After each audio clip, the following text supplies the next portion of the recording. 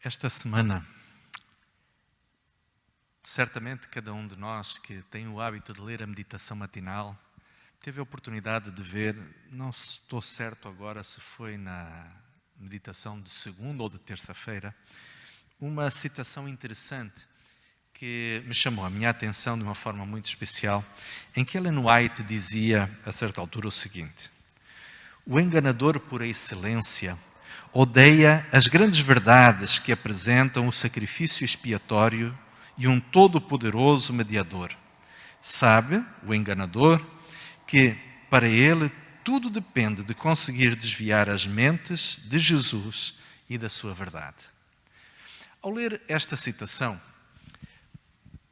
veio-me à mente uma pergunta: por que o inimigo de Deus odeia tanto o Evangelho?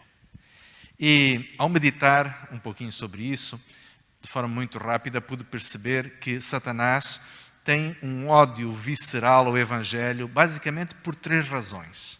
E nós vamos ver, nesta noite, quais são estas três razões, estas três maravilhosas verdades que o Evangelho nos ensina e contra a qual o inimigo de Deus se revolta e procura desviar a atenção e a mente dos filhos do Senhor para que eles não sejam abençoados por aquilo que, sem dúvida, são as maravilhosas notícias que o Evangelho nos traz.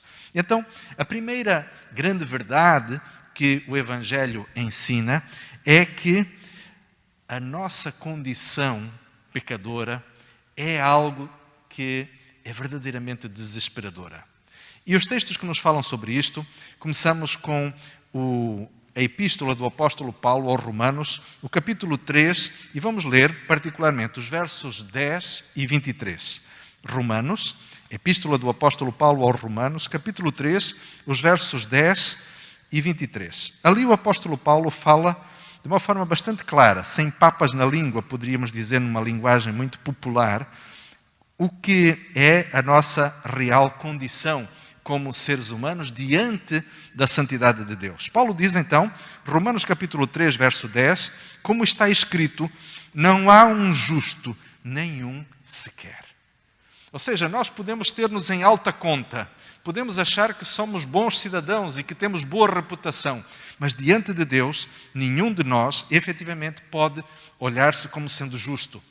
E a grande verdade é, queridos amigos, é que quando nós olhamos para nós mesmos e pensamos na nossa vida e sobretudo nos fracassos, sobretudo aquelas coisas que nem todas as pessoas conhecem e que às vezes só nós e Deus conhecemos, nós sabemos que existem circunstâncias que são verdadeiramente vergonhosas. Por isso, normalmente nós gostamos de esconder ou não queremos que todas as pessoas saibam disso, porque de alguma forma a nossa imagem seria denegrida diante dos outros. Existem coisas que mostram a nossa real condição. Existem pecados, existem coisas erradas, não só das quais nós nos envergonhamos, mas as quais nos inabilitam, nos colocam numa situação de não podermos comparecer diante de Deus. E o Evangelho mostra-nos isto de uma forma bem clara. O verso 23 diz, porque todos pecaram e destituídos estão da glória de Deus. O Evangelho diz-nos isto de uma forma muito clara. Na realidade, a Bíblia mostra-nos, sem papas na língua, que nós estamos numa condição verdadeiramente complicada. Ou seja, a nossa existência por nós mesmos seria algo que estaria circunscrito apenas a este planeta. Uma existência de 50, 60, 70, 80 anos, quem sabe, quando muito, 90 ou 100 anos, mas que ficaria por isso. O sonho de viver uma vida eterna, o sonho de podermos viver uma vida com satisfação plena, com uma existência de permanente felicidade, de plena realização, não é algo que na condição humana nós possamos verdadeiramente ter. Porquê? Porque somos pecadores. Afastámos-nos do plano que Deus tinha para nós. Mas existe um outro texto ainda que deixa bastante claro esta situação. É o Evangelho, ou melhor, é o livro de Isaías, capítulo 59, verso 2.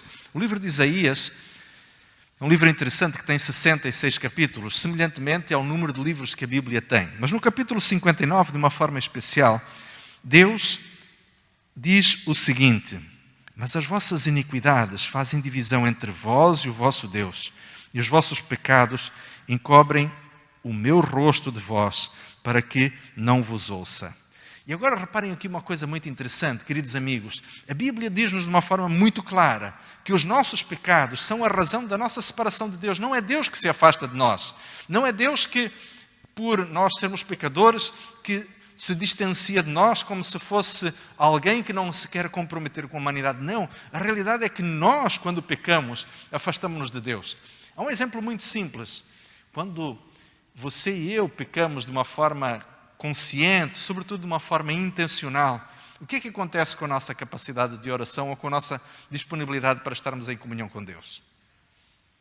A primeira coisa que nós deixamos de fazer quando sentimos a consciência culpada é deixar de orar. Depois é deixarmos de ler a Bíblia. A seguir é deixarmos de ir à igreja. Depois, quem sabe, evitar as pessoas que sabemos serem pessoas que, como nós, professam a esperança na vinda de Jesus. Na realidade, o pecado tem esta característica de nos afastar de tudo aquilo que de alguma forma está relacionado com Deus e com o seu amor. E Satanás odeia isto, sabem porquê? Odeia esta mensagem de uma forma muito especial. É porque quando nós compreendemos a nossa real condição, quando nós olhamos para dentro de nós mesmos e percebemos que nós não somos apenas aquela imagem que projetamos na sociedade, isto nos faz entrar em contato com a miséria que é a nossa existência. E isto nos leva à segunda mensagem do Evangelho, que é nos ajudar a perceber que o Evangelho aponta-nos a solução de Deus. E o texto que nós vamos ver a seguir, e que é talvez um dos textos que o inimigo de Deus mais odeia, encontra-se também no livro de Romanos, no capítulo 6, no verso 23. Epístola do apóstolo Paulo aos Romanos, capítulo 6, verso 23. Certamente, muitos daqueles que estão familiarizados com a Bíblia conhecem este texto de cor. Romanos 6, 23 diz: porque o salário do pecado é a morte, mas o dom de Deus é a vida eterna em Cristo Jesus, nosso Senhor. Ou seja, é verdade que o pecado nos afasta de Deus. É verdade que o pecado nos coloca numa condição de injustiça e de indignidade diante de Deus, mas o Senhor toma a iniciativa de pagar o preço do pecado através de Jesus Cristo. Ou seja, a maravilha do Evangelho é que você e eu não precisamos morrer pelos nossos pecados, porque Jesus o fez por nós. E basta aceitarmos Jesus Cristo como nosso Salvador e poderemos desfrutar justamente da bênção da redenção. Mas há um outro texto que nós conhecemos também muito bem. João capítulo 3, verso 16. Vamos ler no capítulo 3, os versos 16 e o verso 17. Evangelho de João, capítulo 3, os versos 16 e o verso 17. E reparem como, embora estes dois versículos sejam bastante parecidos, eles acabam por trazer ideias complementares, mas extremamente esclarecedoras a respeito do plano que Deus tem para o ser humano. João, capítulo 3, verso 16, diz assim: porque Deus amou o mundo de tal maneira que deu o seu Filho unigênito para que todo aquele que nele crê não pereça, mas tenha a vida eterna. O verso 17 vai parafrasear as mesmas ideias, contudo acrescentar um aspecto muito importante que quero destacar neste instante. Porque Deus enviou o seu Filho ao mundo, não para que o condenasse, não para que condenasse o mundo, mas para que o mundo fosse salvo por ele. E sabem, Satanás odeia esta mensagem da forma mais visceral que pode, porque é aqui, meus queridos amigos, que embora nós tenhamos a consciência de que não valemos o ar que respiramos nem a comida que comemos, não valemos nada, não temos justiça alguma que possamos apresentar diante de Deus e que nos habilite a podermos ser vistos com alguma dignidade diante do Senhor. Mas a verdade é que temos um Deus que esteve disposto a pagar o preço que nós merecíamos pagar pela nossa condição de pecado, mas que foi através de Jesus Cristo que nós temos aberta, através da cruz, o caminho da salvação, o caminho que nos poderá levar novamente à eternidade. E agora, queridos amigos, vejam a maravilha que esta mensagem aqui nos traz. É que Jesus, ao vir ao mundo, Ele não veio com a intenção de condenar, Ele veio com a intenção justamente de salvar. Um outro texto ainda muito interessante que eu gostaria de partilhar convosco é aquele que encontramos em Lucas, no capítulo 19, no verso 10. Evangelho de Lucas, capítulo 19, verso 10. E isto Jesus disse a respeito de si mesmo. Evangelho de Lucas, capítulo 19, verso 10. Jesus tinha visitado por aqueles dias a cidade de Jericó e visitou a casa de alguém que era considerado pelos cristãos, ou melhor, pelos judeus da cidade de Jerusalém, como alguém profundamente indigno. Era Zaqueu, um cobrador de impostos, um homem visto como um pária da sociedade, uma pessoa que tinha vendido a sua honra e vendido, diríamos assim, o seu caráter aos estrangeiros romanos através de um trabalho vil que ele tinha, que era cobrar impostos. Ele era visto como um traidor da nação judaica. E então, quando Jesus visita Zaqueu, ao final desta visita, ao ver que este homem, que era alvo de muito preconceito na sociedade de Jericó, se mostra verdadeiramente arrependido e aceita Jesus Cristo como seu Salvador, Jesus faz esta declaração monumental. Porque o Filho do Homem não veio para buscar e salvar, porque o Filho do Homem veio para buscar e salvar o que se havia perdido. E aqui nós poderíamos colocar, cada um de nós, meus queridos amigos, o nosso próprio nome. Jesus veio para buscar o Rui, Jesus veio para buscar a Maria, para buscar o José, para buscar o António, para buscar o Joaquim, para buscar a Isabel, para buscar a Antônia, para buscar a Joana. Jesus veio buscar cada um de nós. E você pode pôr o seu nome neste versículo, porque é exatamente isto que ele quer dizer. Jesus veio buscar você e a mim, que estávamos perdidos. Jesus, na realidade, acabou por fazer algo mais ainda. Jesus tornou-se a personificação do próprio amor de Deus. Satanás tinha durante milénios, desde a criação do mundo, desde a queda de Adão e Eva, tinha procurado denegrir a imagem de Deus, fazendo-o parecer como se fosse um ser severo, um ser injusto, alguém que não nutria simpatia pelo ser humano e que castigava as pessoas com consequências nefastas pelas suas transgressões. Mas agora, em Jesus Cristo, Deus corporiza, Deus materializa todo o seu amor para fazer as pessoas entender que este Deus, que vive lá no centro do universo, que está demasiado ocupado com todos os assuntos do controle do cosmos, mas que não deixa de se interessar pelas criaturas que vivem neste insignificante planeta, perdido nas margens do universo, mas que ainda assim, perdidos como estejamos, ainda somos alvo do interesse e do amor de Deus. E que o Senhor não poupou interesse em pessoalmente se envolver com a redenção da humanidade. Mesmo assim, correndo o risco de não ser entendido, não ser compreendido, não ser aceito por aqueles a quem Ele veio salvar. Esta é a razão, ou esta é uma das razões pelas quais o inimigo de Deus quer fazer com que a nossa mente esteja distraída em relação às grandes verdades do Evangelho. E ele fala de muitas formas, através das diversões, através das preocupações, através dos interesses que este mundo possa oferecer. Mas há alguma coisa que nós não podemos esquecer, queridos amigos, é que tudo neste planeta, embora possa ser palpável, mas é de natureza transitória. Tudo o que existe neste planeta um dia vai passar. A sua vida está a passar, querido amigo. A sua existência está a passar velozmente, querida amiga. Nós, aqueles que são mais jovens, podem ter a certeza, a sua vida também um dia vai terminar. E a grande pergunta que nós temos que fazer é, diante daquilo que Deus tem para nós, que escolha nós vamos fazer? Mas existe uma terceira verdade ainda, que está associada à razão pela qual o Evangelho é de tal forma detestado pelo inimigo de Deus. É porque o Evangelho também nos mostra que nós podemos ter uma vida vitoriosa. É verdade que estamos dominados pelo pecado. Em condições normais, o nosso planeta e as pessoas que nascem nele estão escravas do pecado. Mas em Jesus nós podemos ter a redenção e a remissão dos nossos pecados.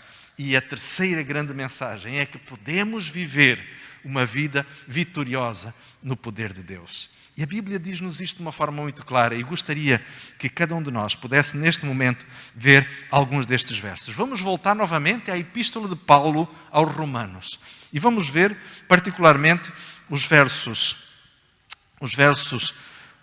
capítulo 8, verso 1. Aliás, Epístola de Paulo aos Romanos, capítulo 8, e vamos ler então o verso 1.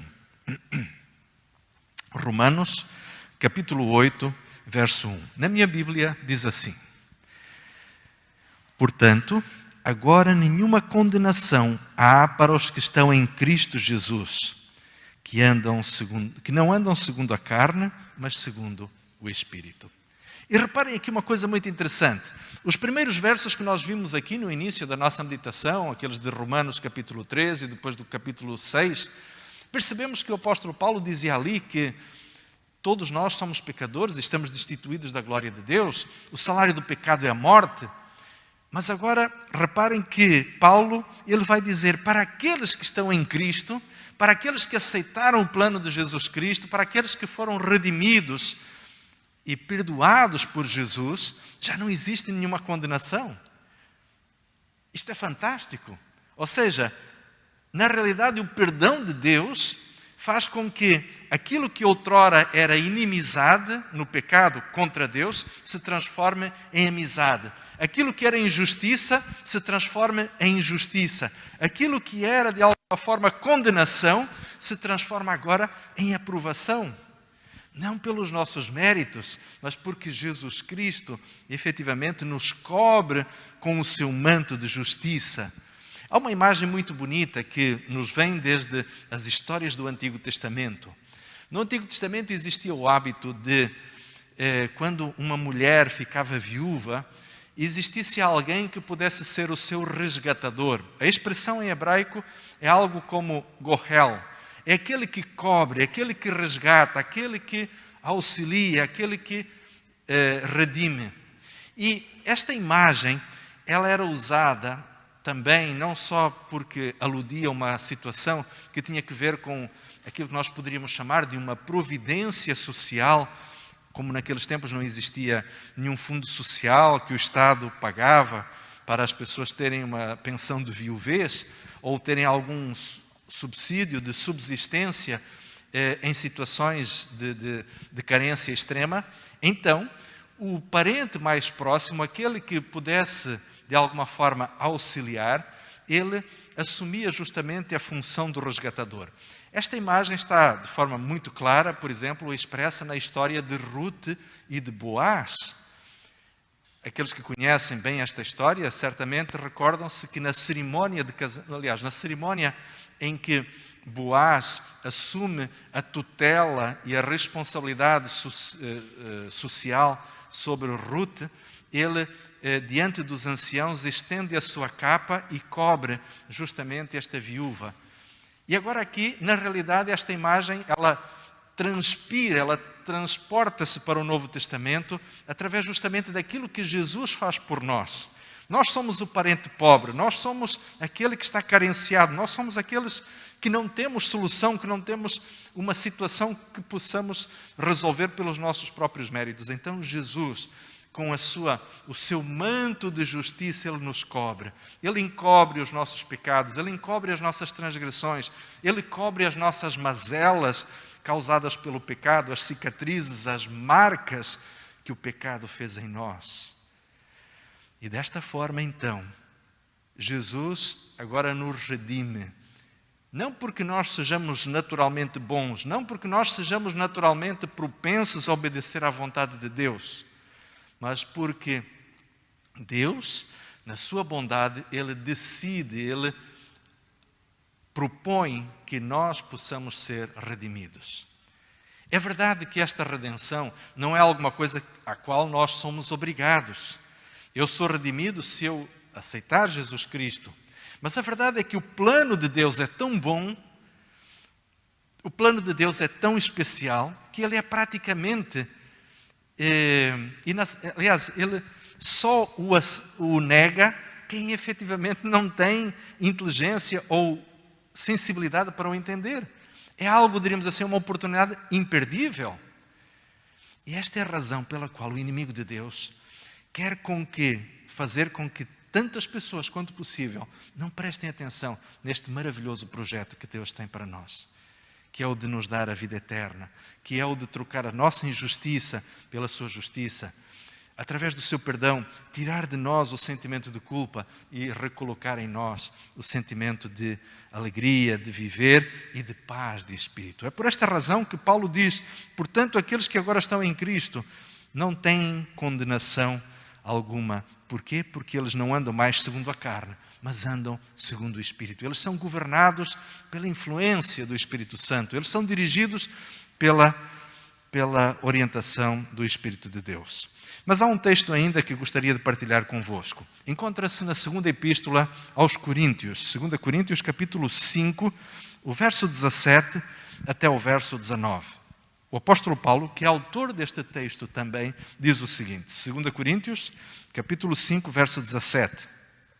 Assim, se alguém está em Cristo, nova criatura é. As coisas velhas já passaram, e eis que tudo se fez novo. E tudo isto, porém, provém de Deus, que nos reconciliou consigo mesmos por Jesus Cristo e nos deu o ministério da reconciliação. Isto é, Deus estava em Cristo reconciliando consigo o mundo e não lhe imputando os seus pecados, e pôs em nós a palavra da reconciliação. Reparem, foi justamente isto que Deus fez. Ou seja, Deus faz com que os nossos pecados não nos sejam atribuídos, ou seja, Ele não coloca sobre nós a culpa dos nossos erros, mas decide reconciliar-nos consigo mesmos. E faz ainda uma outra coisa muito interessante. Reparem que o apóstolo Paulo diz aqui que Deus nos deu o ministério da reconciliação, ou seja, Deus nos dá a mensagem, a maravilhosa mensagem do Evangelho, para nós partilharmos isto com outras pessoas. Aqueles que estão angustiados e esmagados debaixo de sentimentos de culpa, debaixo de sentimentos de fracasso, estas pessoas podem ser libertadas também pela mensagem do Evangelho que nós já experimentamos na nossa vida e que podemos levar aos outros. E isto é fantástico, isto é surpreendente, porque quem está em Cristo, sem dúvida, é uma nova criatura. Eu não preciso mais. A boa nova, queridos amigos, é que nós não precisamos mais viver debaixo da escravidão, dos vícios e das compulsões que nos dominam ou que nos dominavam. Em Cristo Jesus nós podemos ser verdadeiramente pessoas mais do que vencedoras pelo pecado, porque o Espírito Santo, na vida daqueles que amam a Deus, está disponível para dar o poder para termos uma vida de vitória sobre o próprio pecado.